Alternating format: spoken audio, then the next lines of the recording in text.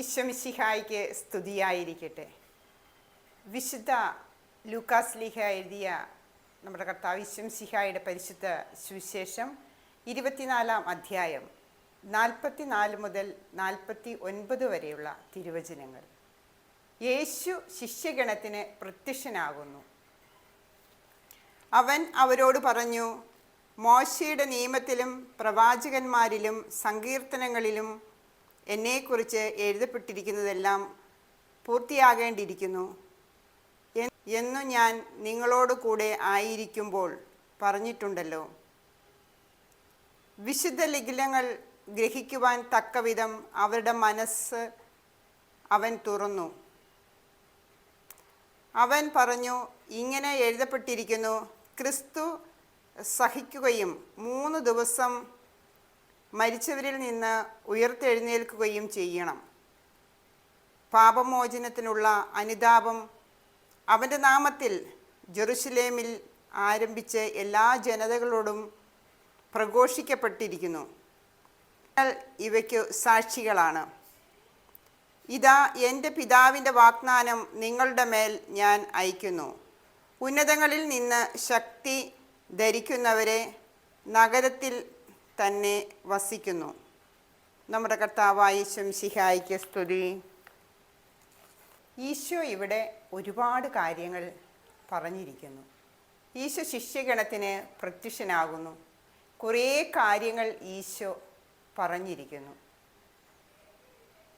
മോശയുടെ നിയമത്തിലും പ്രവാചകന്മാരുടെ സങ്കീർത്തനത്തിലും യേശുവിനെക്കുറിച്ച് ഇപ്രകാരം എഴുതപ്പെട്ടിരിക്കുന്നു. 3-ാം ദിവസം എഴുന്നേൽക്കുകയും ചെയ്യണം.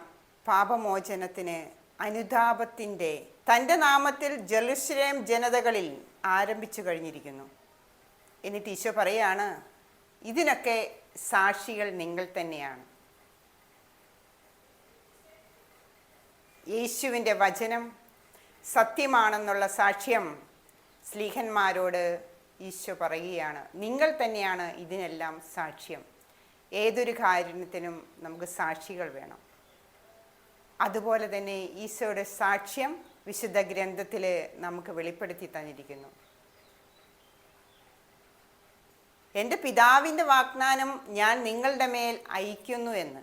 പിതാവ് ഉന്നതങ്ങളിൽ നിന്നുള്ള ശക്തിയാണ് നിങ്ങളുടെ മേൽ ഞാൻ അയക്കുന്നത്. ഈശോ പിതാവായ ദൈവത്തിൻ്റെ വാഗ്ദാനമനുസരിച്ച് പിതാവിൻ്റെ ശക്തി നമ്മളുടെ മേൽ അയക്കുന്നു എന്നാണ് ഈശോ പറയുന്നത്. ഈശോയുടെ വലിയ വാക്യം നമ്മളുടെ ഓരോരുത്തരുടെയും മനസ്സിനെ ഒരു മെഴുകുതിരി പോലെ ഉരുകിത്തീരുവാൻ ഞാനും നിങ്ങളും പ്രാർത്ഥിക്കാം.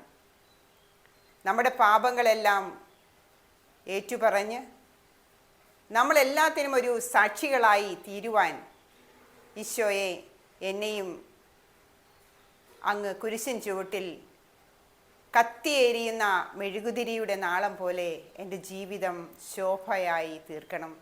യേശുവിന് വേണ്ടി സാക്ഷിയായി തീർക്കുവാൻ എന്നെ അനുഗ്രഹിക്കണമേ എന്ന് ഈശോയോട് കൂടെ നമുക്ക് ഈശോയുടെ കുരിശിൻ ചുവട്ടിൽ നിന്നുകൊണ്ട് നമുക്ക് പ്രാർത്ഥിക്കാം.